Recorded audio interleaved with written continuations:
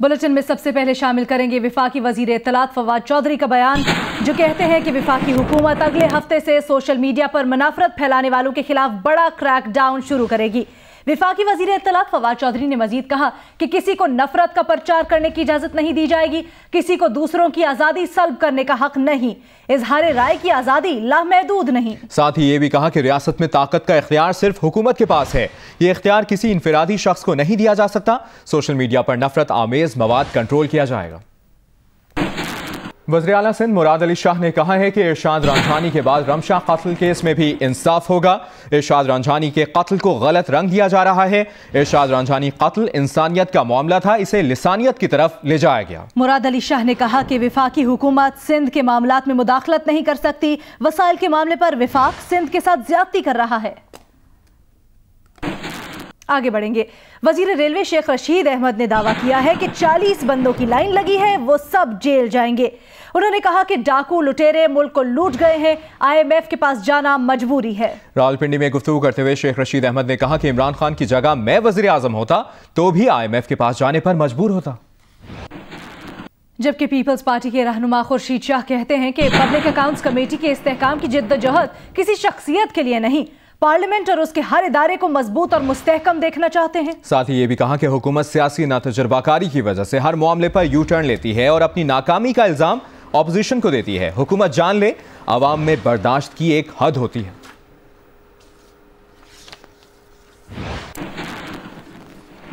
जबकि पंजाब के वज़ीर इत्तलात फयाज उल हसन चौहान ने कहा है कि उन्होंने इमरान खान से दरखास्त की है कि अगर हमजा शहबाज को पंजाब में PAC का चेयरमैन बनाया जाए तो उन्हें भी बनाया जाए। फयाज उल हसन चौहान ने कहा कि उनके PAC के रुकन बनने से थोड़ा चेक एंड बैलेंस हो जाएगा।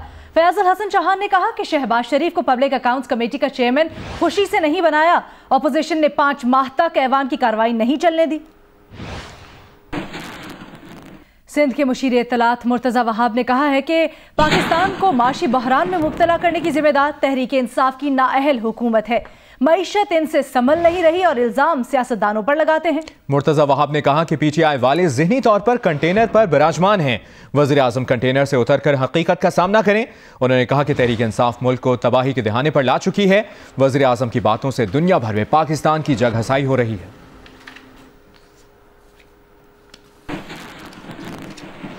खबरों के सिलसिले को आगे बढ़ाएं, आपको बताएं सानिया साहिवाल की तहकीकात का रुख बदलने की कोशिश नाकाम हो गई है। पंजाब फॉरेंसिक लेबॉर्ट्री ने भांडा फोड़ दिया।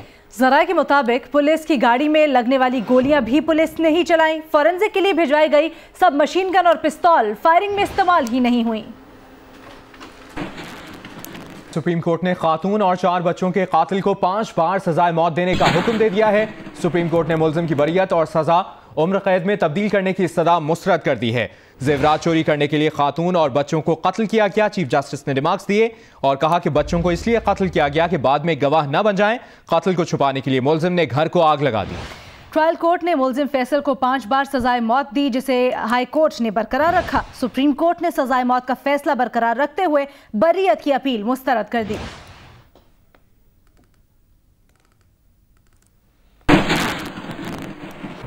बराह रास्त आपको ले चलेंगे कराची, जहां पर गवर्नर सिंध इमरान इस्माइल मीडिया से गुफ्तगू कर। अल्हम्दुलिल्लाह हमें स्टे भी मिला और उसके बाद अनथक कोशिशों के साथ और महदूद वसाइल, यानी मेयर के पास पैसे नहीं हैं।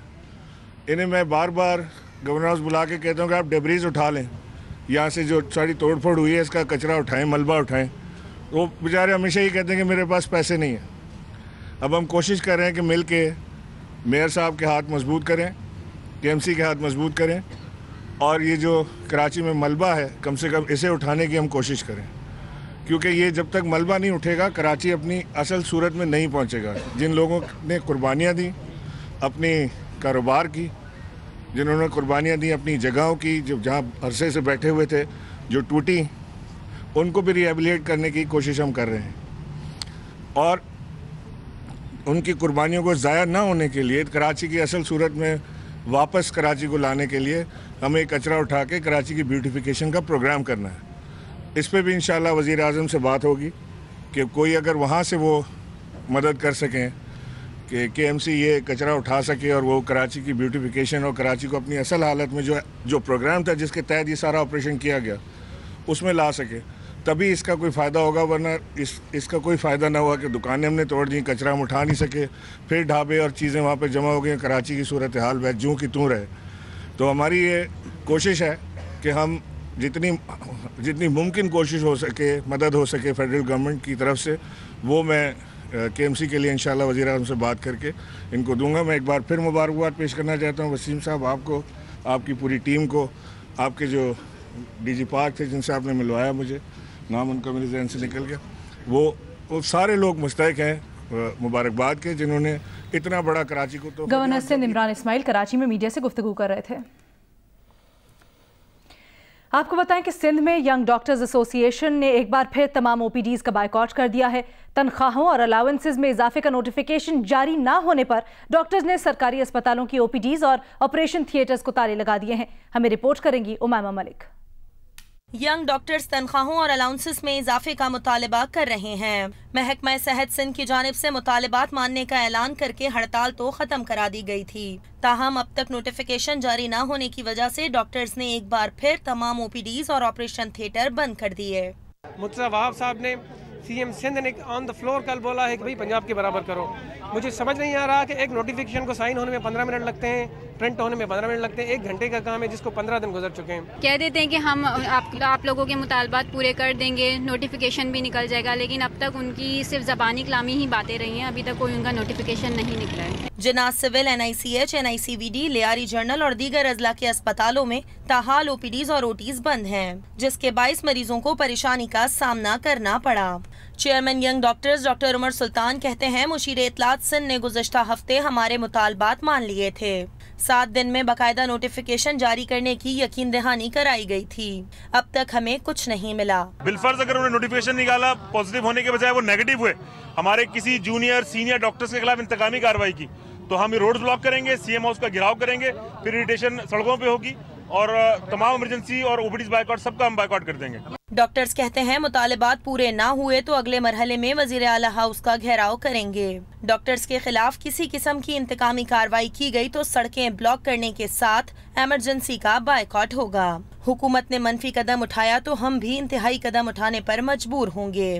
कैमरामैन जावेद उमरानी के साथ उमामा मलिक, जियो न्यूज कराची। तर्जुमान दफ्तर खारजा की जानिब से बताया गया है कि सऊदी वली अहद मोहम्मद बिन सलमान बिन अब्दुल अजीज आल सऊद 16 और 17 फरवरी को पाकिस्तान का दौरा करेंगे। सऊदी वली अहद हुकूमत में अहम जिम्मेदारियों पर विराजमान है। वज़ीर आज़म इमरान खान काबीना समेत सऊदी वली अहद का इस्तकबाल। मजीद तफसीलात जानेंगे, मोना खान ने हमें ज्वाइन किया है। जी मोना। जी बिल्कुल, सऊदी वली अहद मोहम्मद बिन सलमान के बाज़ाब्ता दौरे का दफ्तर खारजा ने ऐलान कर दिया है। 2 रोज़ा दौरे पर सऊदी वली अहद पाकिस्तान पहुंचेंगे। वज़ीर आज़म इमरान खान अपनी काबीना समेत सऊदी वली अहद का इस्तकबाल करेंगे और इसके अलावा सऊदी वली अहद के ज़ाती इस्तेमाल की अशिया भी पाकिस्तान में पहुंच चुकी हैं। और इस हवाले से ज़राए का ये कहना है कि सऊदी वली अहद जब यहाँ पर पहुंचेंगे तो उनको JF-17 चंदर की सलामी भी दी जाएगी और इसके अलावा जब वो पाकिस्तानी फ़ज़ाई हदूद में दाखिल होंगे तो उनके तैयारी को JF-17 प्रोटोकॉल के घेरे में ले लेंगे। और इसके अलावा पाकिस्तानी हुकूमत ने 300 लैंड क्रूजर को सऊदी वफ़द के लिए मुख्तस भी किया है। सऊदी वली अहद के एजाज में वज़ीर आज़म इमरान खान 17 फरवरी को दोहराना देंगे, जबकि ईवान सदर में उनके एजाज में इशाया भी दिया जाएगा। जी ठीक, बहुत शुक्रिया Mona. Assalamu alaikum, I'm Huma Amirsha. And I'm Abdullah Sultan. For more videos and updates, what you have got to do, you have got to click the subscribe button. Don't forget to watch Geo News.